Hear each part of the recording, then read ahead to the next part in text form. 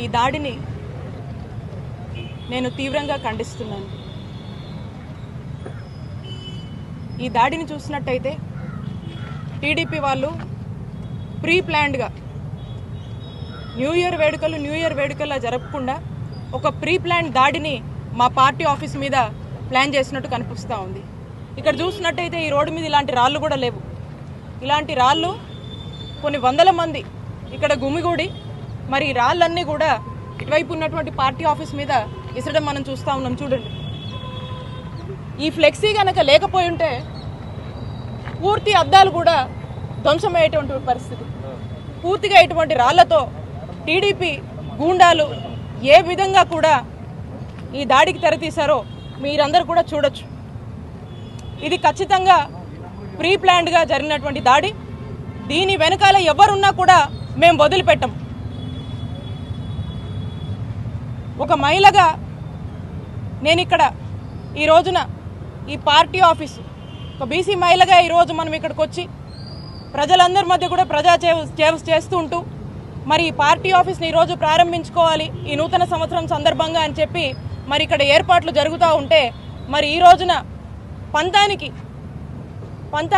వాళ్లకు టీడీపీ వాళ్లకు ఓటమి భయం పట్టుకొని మరి ఏ విధంగా కూడా ఈ దారికి తెరతీశారో ఇక్కడ ఉన్నటువంటి అందరూ కూడా చూస్తూ ఉన్నారు.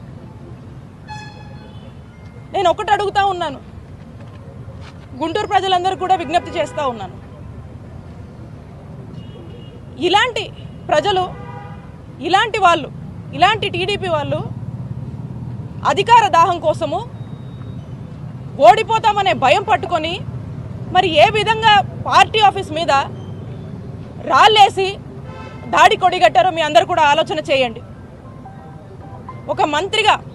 ఈరోజు ఒక మంత్రిగా నేను ఇక్కడ మేము మా వైఎస్ఆర్ కాంగ్రెస్ పార్టీని మేము ప్రారంభించుకుంటా ఉంటే మరి మా మీదే ఇంతటి దాడికి ఏ విధంగా కూడా ప్లాన్ చేసి ఒడిగట్టారో మీరు అందరూ కూడా చూడండి. మరి ఇలాంటి ప్రజలు అధికారంలోకి వస్తే ఏమవుతుందో ఒకసారి ఇక్కడ ఉన్నటువంటి సామాన్య ప్రజలు గుంటూరు ప్రజలందరూ కూడా ఒకసారి ఆలోచన చేయవలసిందిగా కోరుతా ఉన్నాను.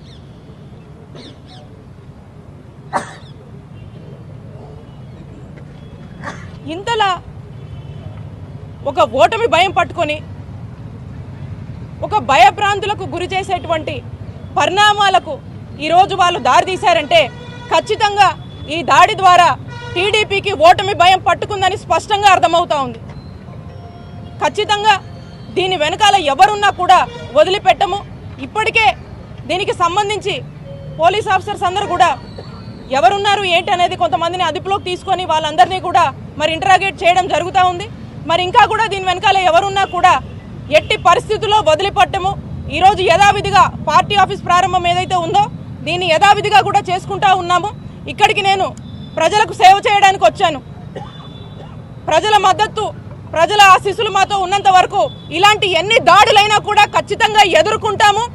అలాగే ఏదైతే మీరు నన్ను భయప్రాంతులకు గురి చేయాలని మమ్మల్ని భయప్రాంతులకు గురి చేయాలని ఒక మహిళ కదా తన ఆత్మధైర్యాన్ని దెబ్బతీయాలని ఏదైతే మీరు ఇలాంటి దాడులు చేస్తున్నారో మీరు ఎన్ని చేసినా కూడా ప్రజల మద్దతుతో మా వైఎస్ఆర్ కాంగ్రెస్ పార్టీ కుటుంబ సభ్యులందరం కూడా మేము ధైర్యంగా నిలబడి ఎదుర్కొంటామని చెప్పి